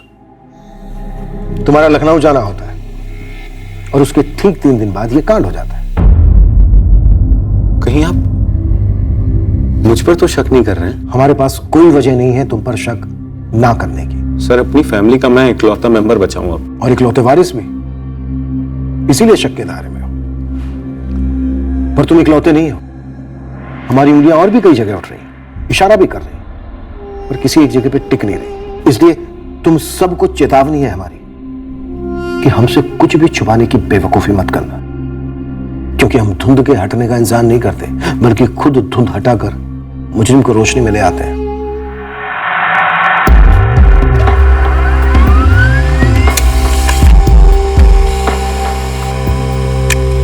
सभी संदिग्धों के फोन रिकॉर्ड्स बड़ी बारीकी से स्कैन हुए, पर कहीं से भी कोई ठोस अंदेशा नहीं हो रहा था कि इनमें से किसी का इस मल्टीपल मर्डर और गैंग रेप से कोई ताल्लुक हो। गांव में जिन जिन लोगों ने दिनेश की स्कीम में पैसा खोया था, उन सभी पर अब हमारी कड़ी नजर थी। यह एंगल भी आगे बढ़ नहीं पाया था कि पंचम जायसवाल ने यह काम किसी दूसरे को सौंपा हो। दिनेश उपाध्याय को ढूंढने में जमीन आसमान एक किया जा रहा था। वो अब इस केस में संदिग्ध नंबर 1 था। केस की शुरुआत में हमारे पहले मुख्य संदिग्ध बृजभान शर्मा और उसके बेटों की जमानत हुई, पर वो अब भी हमारे संदिग्धों की लिस्ट में मौजूद थे। पूरी शिद्दत से कोशिशें करने के बावजूद ये केस एक अनसुलझा रहस्य बनता चला जा रहा था और हम पर दबाव बढ़ता चला जा रहा था।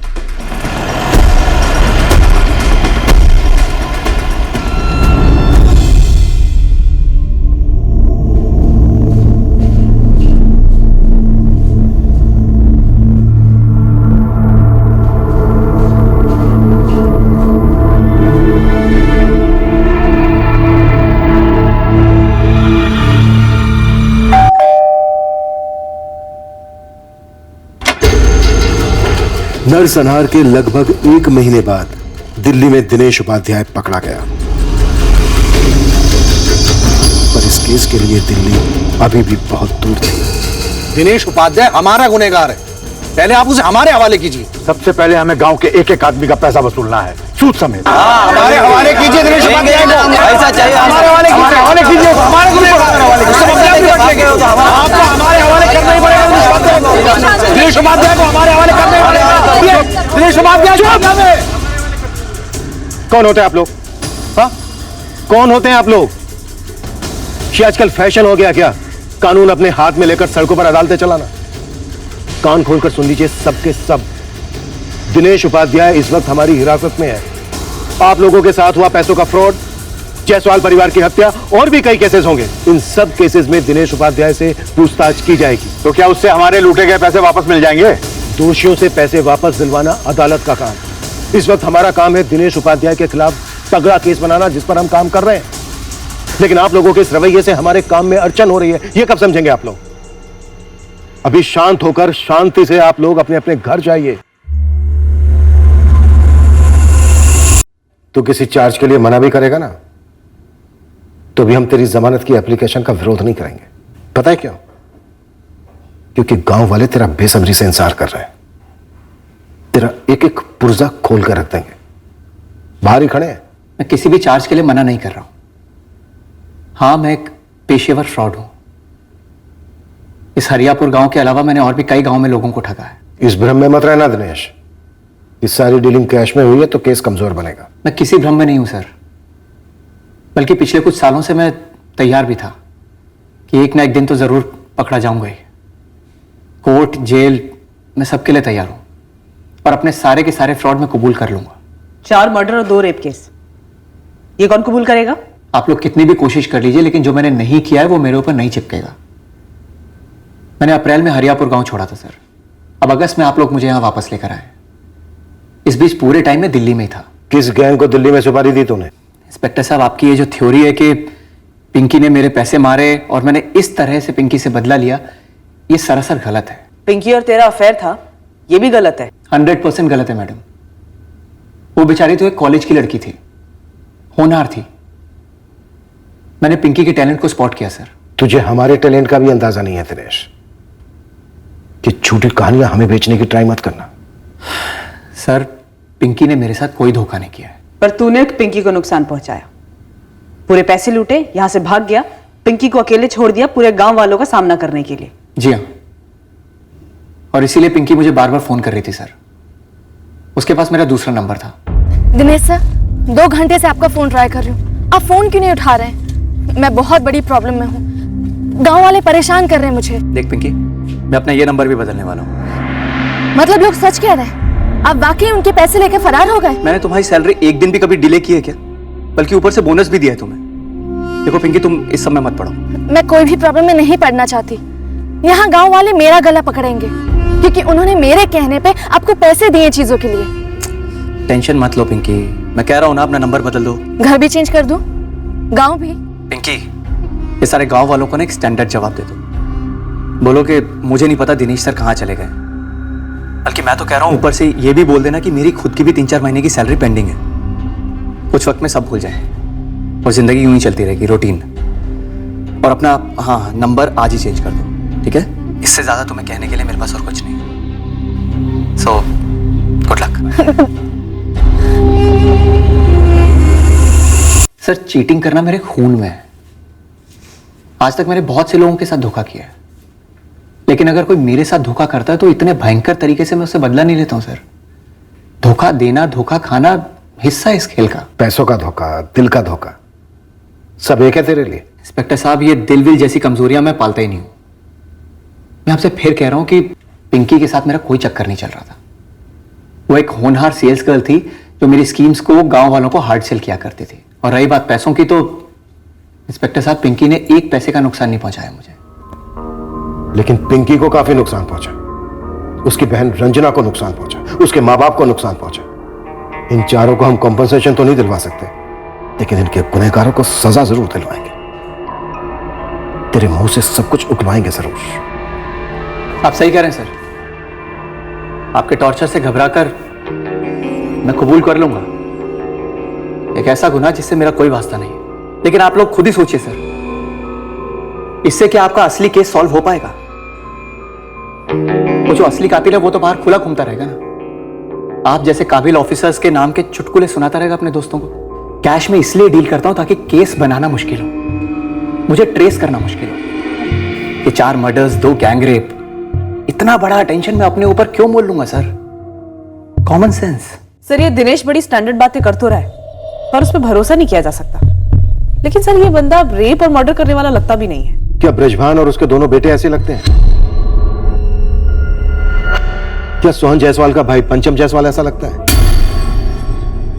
क्या सारे गांव वाले ऐसे लगते हैं जिन्हें दिनेश ने ठगा था और उन्होंने दिनेश का गुस्सा पिंकी और उसके परिवार पर निकाला हो? क्या अंकुश ऐसा लगता है कि उसने अपनी पूरी फैमिली का सफाया कर दिया? सर अंकुश जायसवाल का कोई पारिवारिक मसला सामने नहीं आया। हमारे बाकी संदिग्धों के मसले तो सामने आए हैं, लेकिन कोई सुराग नहीं। सर सबकी स्टैंडर्ड लाइन है कि ये काम हमने नहीं किया और ऐसा घिनौना काम हम कर ही नहीं सकते। पर सब कुछ ना कुछ छिपाते आए। अब सवाल यह है कि जायसवाल फैमिली के किसी सदस्य से रंजिश वाले ने भी ये नहीं किया है, तो फिर कौन?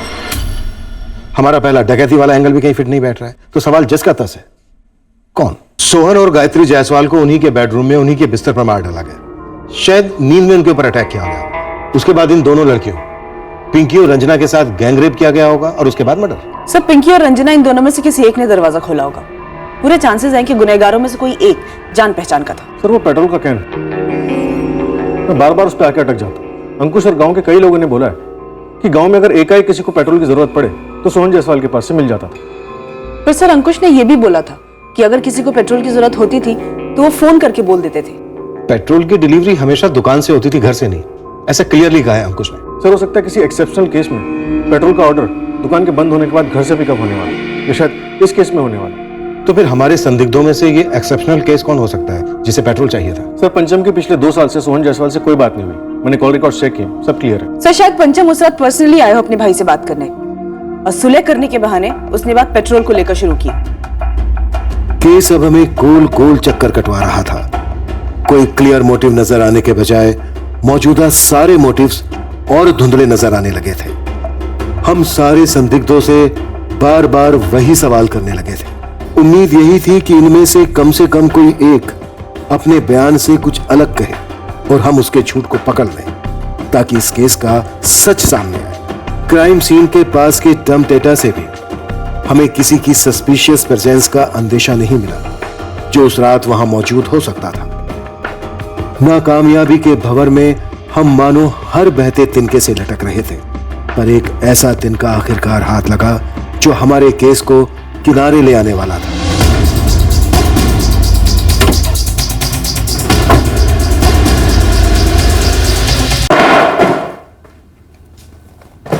सर 2 अलग अलग केसेस को क्यों जबरदस्ती साथ में जोड़ने की कोशिश कर रहे हैं? मेरे ऊपर फ्रॉड के चार्जेस लगा के कोर्ट में पेश कर दीजिए ना। ये अरविंद कुशवाहा कौन है जानता है? जी सर, पिंकी का दोस्त है। अरविंद ने तेरी फ्रॉड स्कीम में पैसे लगाए थे? जी, उसे नए मॉडल की कोई बाइक चाहिए थी। पिंकी कभी अरविंद के बारे में बातें करती थी तेरे साथ? पिंकी मेरे लिए काम करती थी।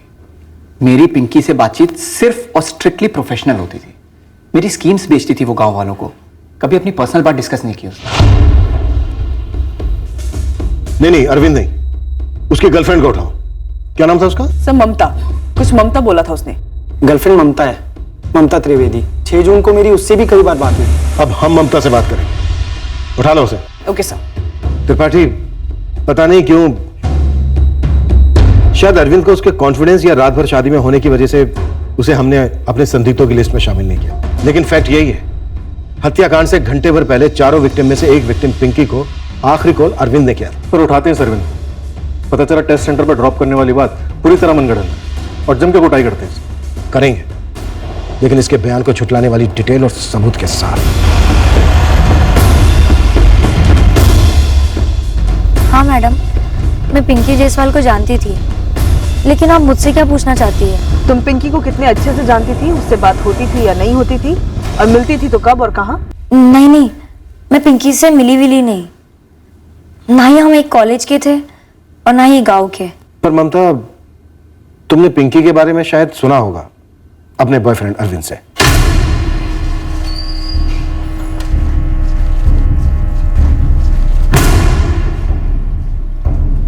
अरविंद का तुम्हारा बॉयफ्रेंड बनने से पहले या उसके बाद पिंकी के साथ कोई रिश्ता था, रोमांटिक टाइप का?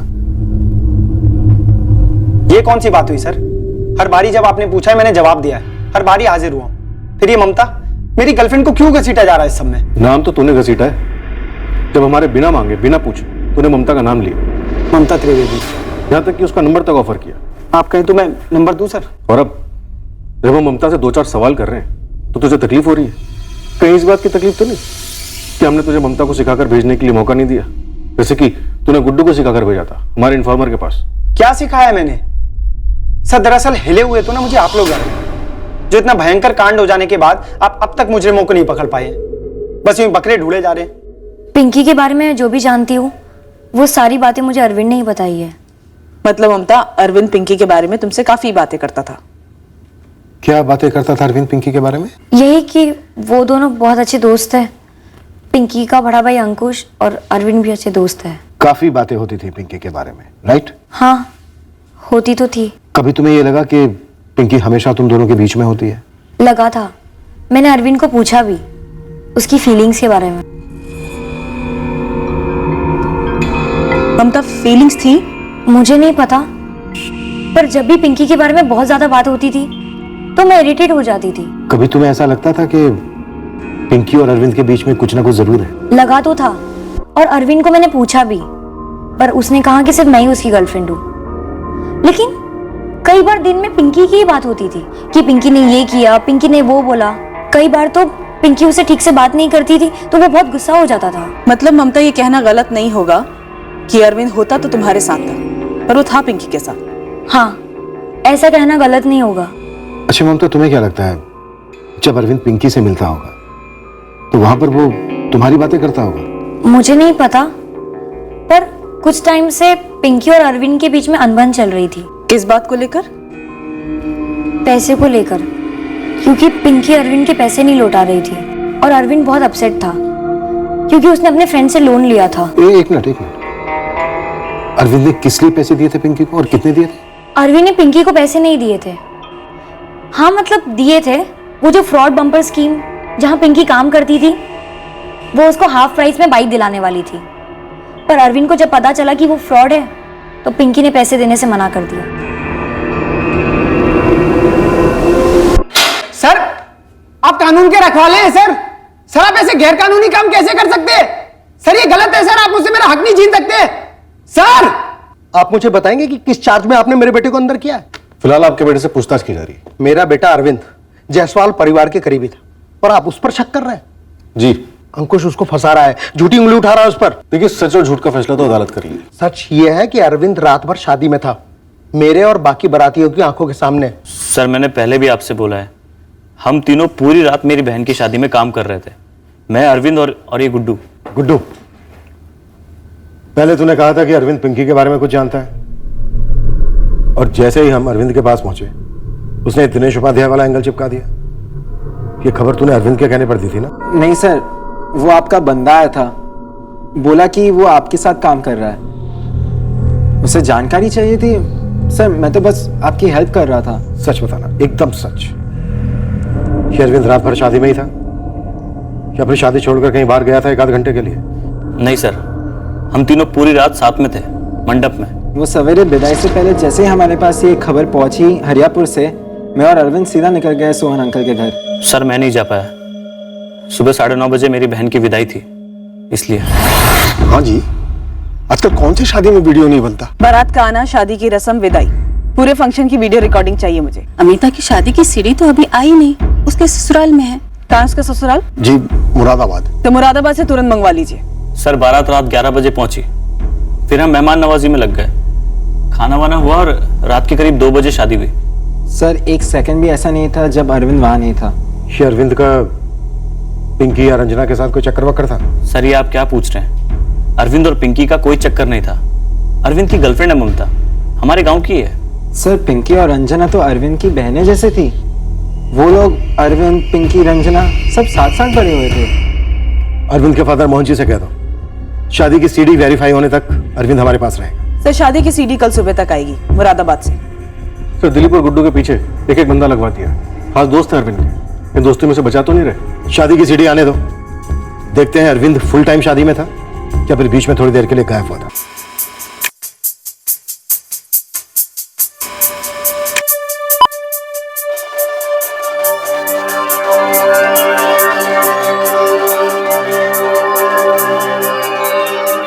दिलीप ने कहा था कि बारात 11 बजे आई थी और अरविंद ने पिंकी को 11:45 पे फोन किया था।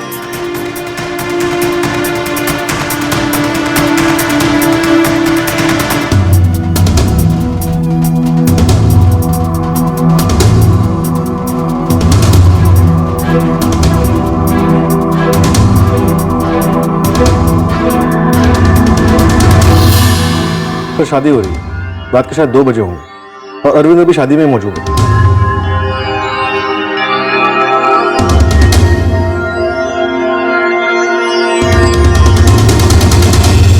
सर अरविंद तो पूरा वक्त यहीं है, शादी में, सहारनगढ़ में। और सर अरविंद को पता था कि अंकुश घर पे मौजूद नहीं है। शायद अरविंद ने ही किराए के हथियारे भेजे पिंकी के घर पे। बस करो, ये देखो इन्होंने कपड़े बदले हैं। अभी इस वक्त जो शादी में इन्होंने कपड़े पहने हुए हैं वो अलग है, और बारातियों के स्वागत के समय जो इन्होंने कपड़े पहने थे वो अलग है। रिमाइंड करो।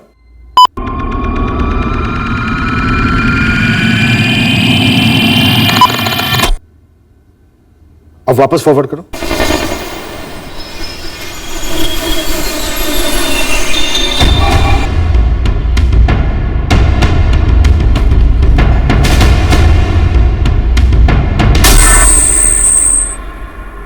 हाँ तो आप लोगों की शादियां नहीं हुई है क्या? क्या आप लोग शादी में शामिल नहीं होते? शादी में हर दूसरा आदमी कपड़े बदलता है, मैंने भी बदले थे और दिलीप ने भी। आखिर वो दुल्हन का भाई था। और मेरा बेटा अरविंद वो भी दुल्हन के भाई जैसा ही है, दिलीप का खास दोस्त, जैसे वो गुड्डू। भगवान जाने आप लोग क्या खिचड़ी पका रहे हैं। एक तो इतना भयंकर कांड हो गया और आप लोग उसे जोड़ रहे हैं मेरी बेटी की शादी के साथ। और ऊपर से सुना है आप लोग दिलीप और गुड्डू के पीछे आदमी भी लगा दिए हैं, और मेरे बेटे अरविंद को तो क्रिमिनल की तरह बंद कर रखा है। कुशवाहा जी, भरत जी, मैं इस बात से वाकिफ हूं कि शादियों में लोग कपड़े बदलते हैं। मैं इस बात से भी वाकिफ हूं कि लोग रंग भी बदलते हैं, और कभी कभी रंग को छुपाने के लिए भी कपड़े बदले जाते हैं, खास करके खून का रंग। ठीक है, साफ साफ कहिए आप चाहते क्या? कपड़े, तीनों लड़कों के दोनों जोड़ी कपड़े पूरे के पूरे, जल्द से जल्द। ये कोई दरख्वास्त नहीं है। अजीब है ये पुलिस वाले भी। मेरा गुड्डू तो अंकुश का भी खास दोस्त रहा सालों से। अरे कपिल जी, ये पुलिस वाले बौखला गए हैं। केस आगे नहीं बढ़ रहा ना, तुम्हारे बच्चों को निशाना बना रहे हैं। कुशवाहा जी चुप क्यों हैं आप? मेरी समझ में ये नहीं आ रहा कि जो कपड़े पहनकर इन तीनों ने बारात का स्वागत किया था वो कपड़े हमें घर पर मिले क्यों नहीं?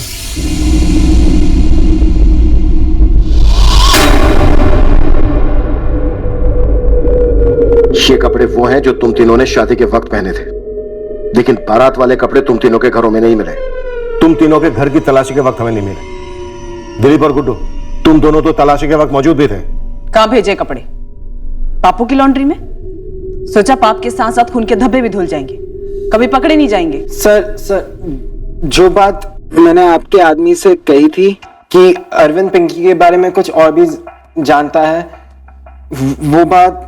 वो बात अरविंद ने खुद मुझे उस आदमी से कहने को कहा था। ये तो हम जानते हैं बेटा, ये बता कि कपड़े छुपाने के लिए भी इस अरविंद ने कहा था? सर हमारी किसी से दुश्मनी नहीं थी। उसकी फैमिली को तो हम करीब से जानते भी नहीं थे, खासकर उन दोनों बहनों को। तो तुम दोनों के कहने का मतलब यह है कि सब कुछ क्या करा है इस अरविंद का ही है?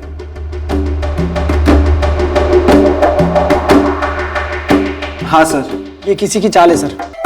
सर मुझे फंसाया जा रहा है सर। अब इन दोनों को ही मेरे खिलाफ भड़का दिया गया है। ये दोनों ही सब कुछ मुझ पर डाल रहे हैं। तो सच बोल दे अरविंद, देख तेरी कहानी खत्म हो चुकी है। हम जानते हैं कि तू अकेला नहीं था। बोल, तेरे साथ और कौन था? बोल। सर यही दोनों थे मेरे साथ उस रात। अपने मजे करने आए थे सर, अपनी मर्जी से।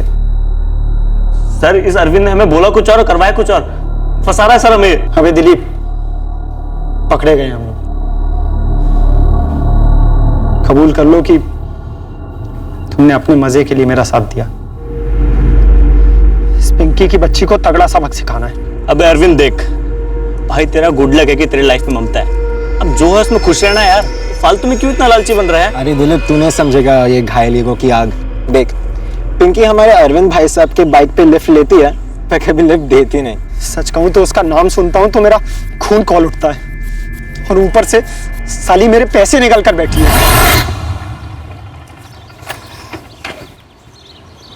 अरविंद, मैंने तुम्हें पहले भी अच्छे से कहा है, अब साफ साफ कह रही, मुझे तुम्हारे किसी भी बातों के लिए कोई टाइम नहीं है। पिंकी तुम हमेशा इतना तीखा क्यों बोलती हो मुझसे? क्योंकि तुम एक्स्ट्रा स्वीट बोलते हो, बनते हो।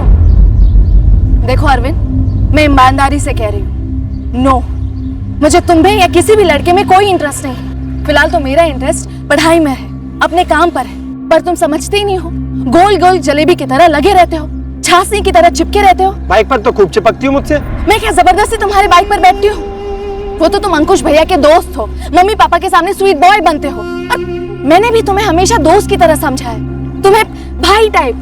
लेकिन तू प्रपोज करके अपना मुंह और मेरे कान खट्टे क्यों करते रहते हो? तो जब देखो तब तो मेरी इंसल्ट करती रहती हो, और ऊपर से मेरे 20,000 खाकर बैठी हो उस बम्पर योजना की आड़ में। दिमाग मत खराब कर अरविंद। क्या तू भूखा मर रहा है उन पैसों के बगैर? क्या मैंने तेरे जेब में हाथ डालकर वो पैसे निकाले थे? लेकिन तू काम तो करती थी ना उस ऑफिस में, जानती थी ना तू कि वो कुत्ता दिनेश उपाध्याय फ्रॉड है। अरे कम से कम मुझे तो बता सकती थी ना। मैं तेरे प्रपोज करने पे तुझे डांट देती हूँ तो तू पैसों की रट लगाना शुरू कर देता है। देख, मैंने तुझे कई बार कहा है कि दिनेश उपाध्याय फ्रॉड था, ये बात मुझे भी नहीं पता था। उसने तेरे साथ साथ कई लोगों को चुना लगा गया है, उसने मुझे भी धोखा दिया है। और हाँ, टेस्ट के बाद मुझे लेने मत आना, और आज के बाद से मैं तेरे बाइक पर कभी नहीं बैठूंगी। बाइक पर तो तू बैठेगी मेरी, आऊंगा मैं तुझे लेने टेस्ट के बाद। जब मैं वहां पहुंचा तो ऑटो लेकर निकल गई।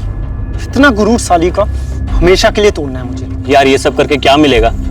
और अंकुश तेरा दोस्त है। पर अंकुश इस वक्त यहाँ नहीं है। तो देखो यार, मुझे सिर्फ पिंकी से मतलब है, मुझे उसको सबक सिखाना है। उसकी छोटी बहन है रंजना, थोड़ी कच्ची है पर बुरी नहीं है। तुम लोग उसको एंजॉय करना, क्या कहते हो?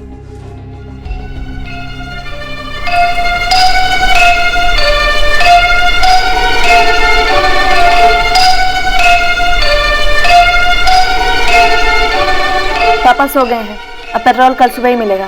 तू समझना यार, हम लड़की वाले हैं, शादी का माहौल है यार, इतने सारे काम होते हैं यार, पेट्रोल तो अभी चाहिए ना यार। और कल सुबह विदाई भी है, इतनी भागम भाग है। ठीक है, मैं पेट्रोल दुकान से निकाल कर रखती हूँ, तो घर आकर ले जा। अच्छा, और तू ना बाहर वेट करना। देख, मैं कोई बेल वेल नहीं बजाऊंगा, खामा अंकल आंटी उठ जाएंगे। जल्दी आ जा। अरविंद, सारे बाराती खाना खाकर आराम कर रहे हैं। सही मौका है, जल्दी वो आते हैं, थोड़ा मजा हम भी तो कर लें। ये ले, हम तीनों के फोन यहीं कहीं रूम में छुपा कर रख दे, साइलेंट पर। ठीक है। छोरे, बाइक में निकाल ले, हम मेरी बाइक पर चलेंगे। कि अरविंद अपनी मनगढ़ंत भड़ास निकालने चला था, पूरी प्लानिंग के साथ, छुरे वुरे खरीद कर, और तुम दोनों ने इसका साथ दिया सिर्फ मजे के लिए, अपनी हवस पूरी करने के लिए। किसी लड़की के साथ जबरदस्ती करना, उसे तुम लोग मजे की एक्टिविटी समझते हो? अबे दिलीप, तेरी तो बहन की शादी हो रही थी ना, उस दौरान तो किसी के माँ बाप को मार के चाकू के नोक पे उनकी बेटियों के साथ गैंगरेप कर रहा था। क्या घटिया सोच रहे तुम लोगों की।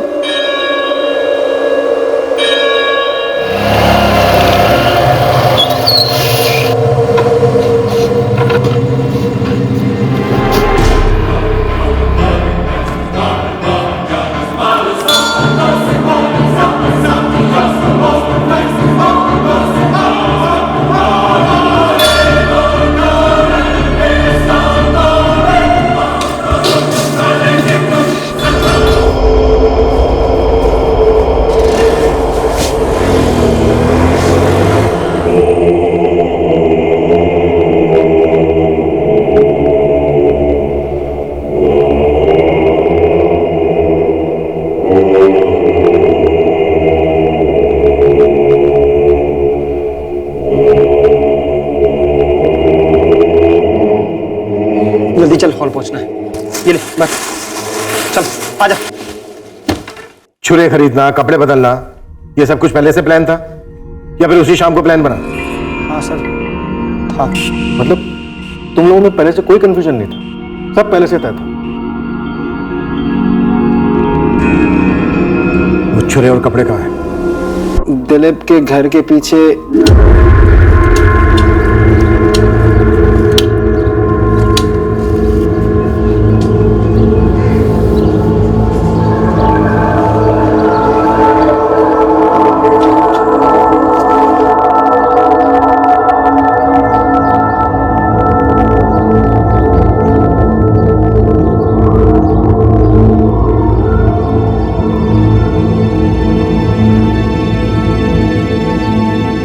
इन कपड़ों की, इन छुरों की फॉरेंसिक जांच होगी, ये साबित करने के लिए कि अरविंद, गुड्डू और दिलीप ने भयंकर जुर्म किया है।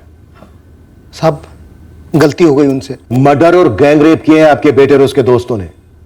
ये गलती नहीं, गुनाह है। मानते हैं सर जी, पर जरूर इस अरविंद ने मेरे बेटे को उकसाया होगा। हाँ सर, मेरे दिलीप को भी, वरना आज तक तो उसने किसी को एक थप्पड़ तक नहीं मारा सर। अरे सर, अब ये लोग सब कुछ मेरे बच्चे पे डाल रहे हैं सर। बस कुशवाहा जी, कपिल जी, भरत जी, झूठ मत बोलिए अपने आप से। इस कड़वे सच का सामना कीजिए। आप तीनों के बेटे इस घिनौने जुर्म में बराबर के साथीदार थे। अरविंद अपने आप को विक्टिम समझकर अपने अंदर की भड़ास निकाल रहा था। दिलीप और गुड्डू अपने अंदर की विकृति की आग बुझा रहे थे। और आपका बेटा दिलीप, वो तो अपनी बहन की शादी छोड़कर इस गुनाह में शरीक हुआ। ये तीनों गुनहगार हैं जायसवाल फैमिली के, कानून के। 21-22 साल के पढ़े लिखे अच्छे घरों के इन लड़कों ने इतने विकृत जुर्म को अंजाम दिया, ये सुनकर ही सबके होश उड़ गए थे। वो लोग भी हिल गए जिनकी जायसवाल परिवार से रंजिश रही थी। गांव वाले जो अब तक जुर्म के रहस्य से आतंकित थे, अब सच जानकर मायूसी और शौक के माहौल में डूब गए। दिनेश उपाध्याय ने और कहां अपनी फ्रॉड स्कीम के जरिए लोगों को ठगा और उनके पैसे लूटे, उसकी जांच हो रही है।